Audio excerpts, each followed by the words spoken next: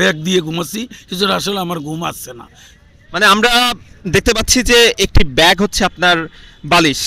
এই ব্যাগকে আপনি বালিশ হিসেবে ব্যবহার করে এখানে ঘুমোচ্ছেন, আপনার কাছে এটাই আপনার সম্বল। জি, আমরা এখানে দেখতে পাচ্ছি একজন শিক্ষক, তার কাছে নেই কোনো বালিশ, নেই কোনো তোশক। তিনি এই যে পাকা যে ফ্লোর রয়েছে শহীদ মিনারের, এই পাকা ফ্লোরের উপরে একটি পলিথিনের উপরে একটি চাদর বিছিয়ে অবস্থান করছেন। তিনি আমাদেরকে বলেছেন তিনি ঘুমোতে পারছেন না, কারণ এই শক্ত কংক্রিটের নিচে মশার কামড়ে আসলে ঘুম ধরে না। তিনি জানাচ্ছিলেন যে এত ক্লান্তির পরেও কেন এখানে ঘুম ধরছে না। এখানে তো ক্লান্তির পরও ঘুম ধরছে না।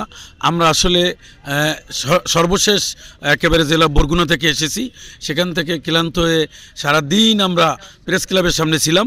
আমাদের সেই দাবি দেওয়া আদায় করার জন্য বিভিন্ন বক্তারা বক্তৃতা দিয়েছেন, কিন্তু আমরা অত্যন্ত ক্লান্ত হয়ে গেছি। আর আমাদের মনে এত দুঃখ যে আমরা সবচেয়ে বর্তমানে যে বাজার, সেই বাজারের যে চাহিদা সেই অনুযায়ী আমাদের যে বেতন, তাতে আমাদের মোটেই চলে না।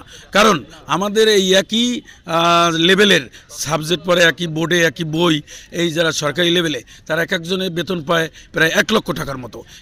আমরা একটু জানতে চাই যে আপনি কিভাবে এখানে ঘুমোচ্ছেন।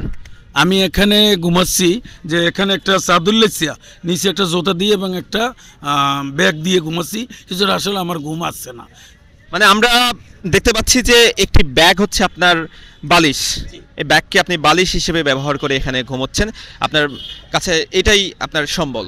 জি, এই ব্যাগটা আমার বালিশ হিসাবে নিচ্ছি এজন্য যে আমার যে কষ্ট, সেটা যদি আমার এখান থেকে লাঘব হয়, তা আমি এখান থেকে কষ্ট করেও যদি আমার দাবিটা পূরণ করে নিতে পারি, আমাদের প্রজ্ঞাপনটা জারি করে নিতে পারি, তা আমি আমার এই বালিশের কষ্টটা মনে থাকবে না। জি, ধন্যবাদ আপনাকে। আমরা দেখতে পাচ্ছি যে সব শিক্ষকদেরই দর্শক একই অবস্থা।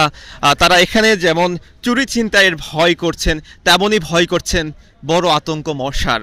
এই মশার জন্য তারা কিন্তু এখানে ঘুমোতে পারছেন না। আপনারও কি সেম অবস্থা? জি, একই অবস্থা আমারও। আপনি কোত্থেকে এসেছেন? বরগুনা পাথরঘাটা থেকে, বরগুনা জেলা পাথরঘাটা থেকে। এত কষ্ট করে কেন অনশন করতে হচ্ছে? কষ্ট তো বস অনেক, অনেক কষ্ট। সামান্য বেতনে চাকরি, কিছু হয় না। মানবতার জীবনযাপন প্রতি মাসে ঋণ করতে হয়। বাচ্চাদের মুখের দিকে তাকাইলেই অন্য এই সামান্য 9,000 টাকা বেতনে বর্তমান বাজারে কিছু হয় না। আপনারা কি বছর অন্তর যে ঈদুল আজহা উৎসব, সেই উৎসবকে উদযাপন করতে পারেন? নামমাত্র করতে হয়, যেহেতু এদিক যে বোনাস দেয় সরকার, যে বোনাস দেয় ওগুলো নামমাত্র, শুধু বোঝানোর জন্য। আসলে কি যা দেয় ওরা বাস্তবে কিছুই হয় না, বর্তমান বাজারে কিছুই হয় না। তাতে কোরবানি দেওয়া তো দূরের কথা, মাংস কিনে খাওয়া মুশকিল হয়ে যায়। প্রত্যেকেরই আমরা এখানে দেখতে পাচ্ছি একই অবস্থা।